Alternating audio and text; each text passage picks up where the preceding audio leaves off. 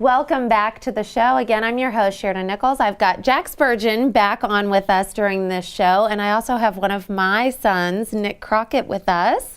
He is in the 5th grade, and we wanted to bring him on and just talk a little bit today, just to provide a little public awareness of the importance of when the fire department visits your kids' schools, how important it is that they take what they learn at school home to us parents, and that we actually implement it and practice what they've learned. Because of, again, if we have a fire in our house and they haven't practiced, then it's not doing any good. So this is a great service announcement. So Jack, don't I know you agree, because we were just talking about this. But you know, as a public educator in the fire service, you know, we've been bringing these programs across the country to schools, and we've, you know, the big focus is during October, during fire prevention.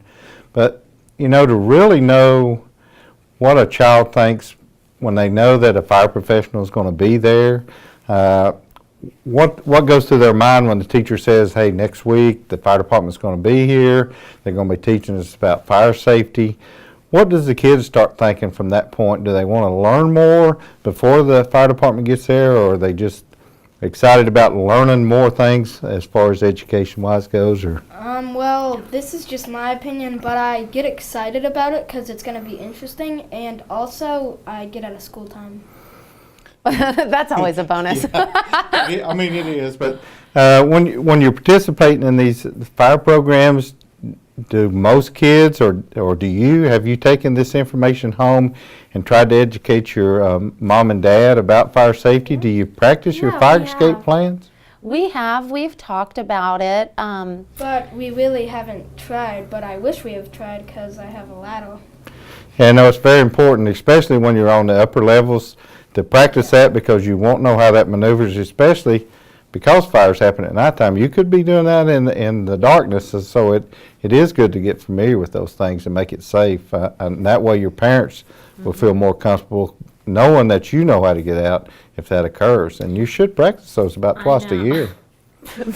Bad mom. Yeah. No, we've definitely talked about it, and you know, he lives upstairs, or has his room upstairs, and really has the best window. So I put the ladder in his room, and his brothers, everyone knows that if we're upstairs, we actually go to Nick's room, and he knows where it is, and he knows how to open the window. And but we haven't actually taken the ladder and thrown it, you know, put it out the window as if it was happening, and we do need to do that. But you know, and I'm probably not alone in parents out there where if you're on the 2nd level and you have that ladder, that you haven't done that. But we've definitely talked about it, and we all know what to do and where to go and how to get out of the house, and so that's good. I think it's been really beneficial. You like when they come? Yeah.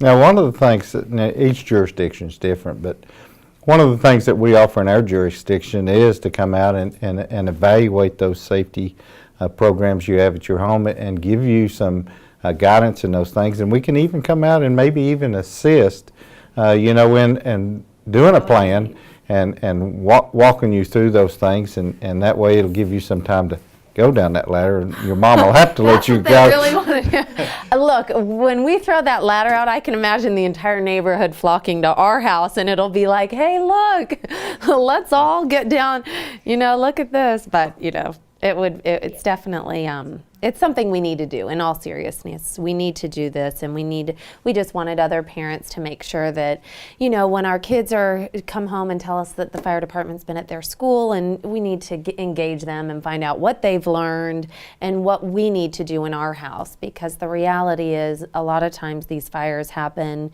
in the middle of the night and at times that are unexpected, and so we all need to be ready to have a game plan in action, and we need to implement it, and we need to try it out. So we'll make that commitment to you that by the next time we're together, we'll have done that at our house.